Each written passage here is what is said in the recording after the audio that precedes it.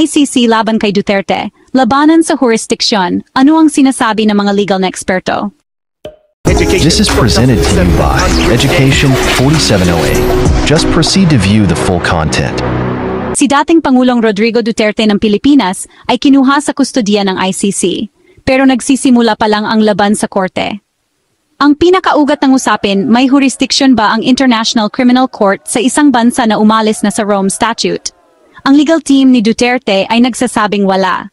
Ang ICC naman ay nagsasabing meron. Sa video na ito, susuriin natin ang mga legal na argumento, ang posisyon ng korte at ang mga pananaw ng mga nangungunang legal na eksperto mula sa iba't ibang panig ng mundo.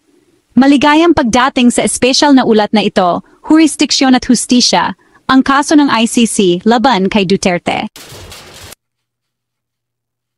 Noong Mayo 1, 2025, ang mga abogado ni Duterte na sina Nicholas Kaufman at Dove Jacobs ay naghain ng 38 pahinang mosyon. Ang kanilang pangunahing argumento, nawala ng jurisdiksyon ng ICC sa Pilipinas nang opisyal na umalis ang bansa sa Rome Statute noong Marso 17, 2019.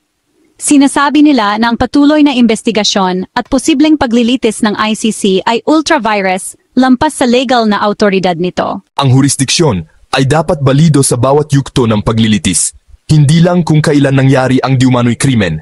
Kung hindi, nilalabag ng korte ang sarili nitong batas. Ipinipilit din ni Jacobs na hindi pinapayagan ng Rome Statute ang retroactive na pag-usig kung nawala na ang jurisdiksyon.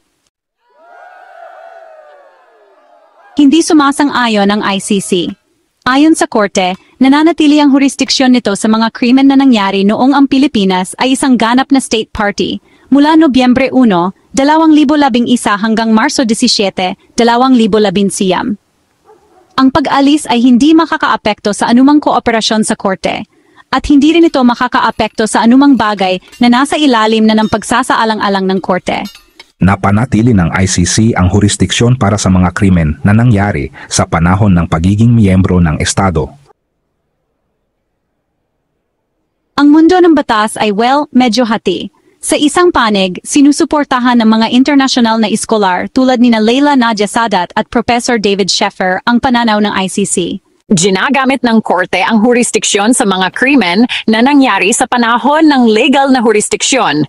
Ang pag-alis ay hindi nagbubura ng pananagutan. Professor David Sheffer, tinitiyak ng Artikulo 127 na ang anumang investigasyon na binuksan bago ang pag-alis ay maaring magpatuloy. Hindi iyan batas ng butas, disenyo iyan ng kasunduan. Ngunit, alam mo, nagbabala ang ibang eksperto na maaring labis na ginagamit ng ICC ang kapangyarihan nito.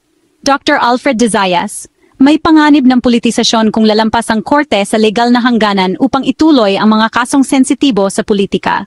Nagbigay din ng kanilang pananaw ang mga legal na eksperto mula sa Timog Silangang Asya. Professor Tony Lavinia, hindi lang ito legal, ito ay politikal. Ngunit sa legal na aspeto, kung nangyari ang mga krimen noong bahagi pa ang Pilipinas ng ICC, may matibay na batayan para sa jurisdiksyon. Ang legal na argumento ay nakasalalay sa tatlong pangunahing artikulo ng Rome Statute. Artikulo 11, temporal na jurisdiksyon. Maaring usigin ng korte ang mga krimen lamang na naganap matapos magkabisa ang Rome Statute. Artikulo 12, mga paunang kondisyon sa paggamit ng jurisdiksyon. Dapat tanggapin ng isang estado ang jurisdiksyon. Ginawa ito ng Pilipinas hanggang 2011. Artikulo 127, pag-alis. Ang pag-alis ay hindi nakakaapekto sa mga paglilitis na nagsimula na. Sinasabi ng team ni Duterte na nagsimula ang investigasyon ng ICC matapos ang pag-alis. Ipinipilit ng ICC na matagal nang nagsimula ang paunang pagsusuri kaya napanatili ang jurisdiksyon. Nagpasya na ang ICC ng katulad nito noon. Sa kaso ng Burundi noong 2017, umalis ang Burundi. Ngunit ipinagpatuloy ng ICC ang pag-iimbestiga sa mga krimen na naganap bago ang petsang iyon. Pagkatapos, sa desisyon ng Myanmar at Bangladesh, ginamit ng ICC ang jurisdiksyon sa mga krimen na nangyari sa hindi miyembro na Myanmar dahil tumawid ang mga biktima sa Bangladesh, isang miyembrong estado. Ang lohika ng korte ay pare-pareho. Kapag nakakabit na ang jurisdiksyon, mananatili ito kahit umalis, tulad ng mga kontrata. Sinasabi ng mga kritiko na ang pangangatwiran ng ICC ay may legal na pagkakamali at sa totoo lang, mapanganib sa politika. Kailangan ng korte ng kalinawan at pag-iingat. Hindi ito dapat maging instrumento ng piling hustisya.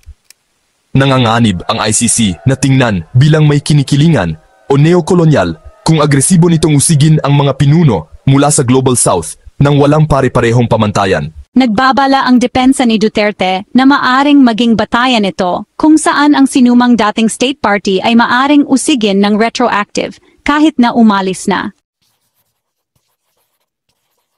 Isinumite ng ICC Prosecution at Office for Victims ang kanilang mga sagot sa depensa noong Hunyo 9, 2025.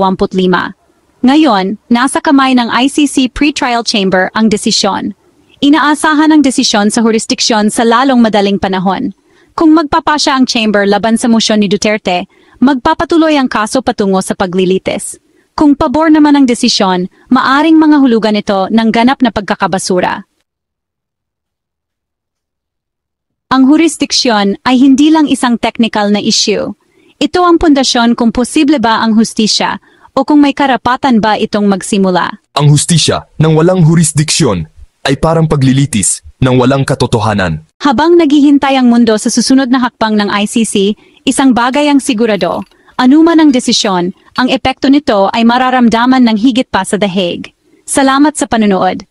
Kung gusto mo ng mga update tungkol sa kaso ng ICC laban kay Duterte at iba pang balita sa Batas Pandaigdig, huwag kalimutang mag-like, mag-subscribe, at pinduting bell icon. Disclaimer: ang nilalamang ito ay ginawa para sa layuning pang-impormasyon, pang-edukasyon at pang-komentaryo lamang.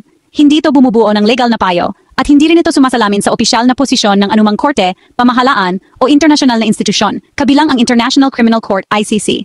Ang mga pananaw at opinyon na ipinahayag ng mga legal na eksperto, iskolar, o komentarista na itinampok sa nilalamang ito ay kanilang sarili at inilalahad upang itaguyod ang pag-unawa ng publiko sa mga komplikadong isyu sa batas. Ang lahat ng sipi at mga pahayag na magagamit sa publiko ay ginagamit sa ilalim ng patas na paggamit para sa pag-ulat, pagsusuri at akademikong talakayan. Nalalapat ang presumption of innocence. Ang lahat ng individual na binanggit, kabilang si dating Pangulong Rodrigo Duterte, ay itinuturing na inosente maliban kung at hanggang sa mapatunayang nagkasala ng isang karampatang hukuman. Wala kaming ginagawang representasyon tungkol sa pagiging kumpleto, kawastuhan o kasalukuyan ng impormasyong ipinapakita. Hinihikayat ang mga manonood na kumonsulta sa mga opisyal na dokumento ng ICC at mga beripikadong legal na mapagkukunan para sa pangunahing impormasyon.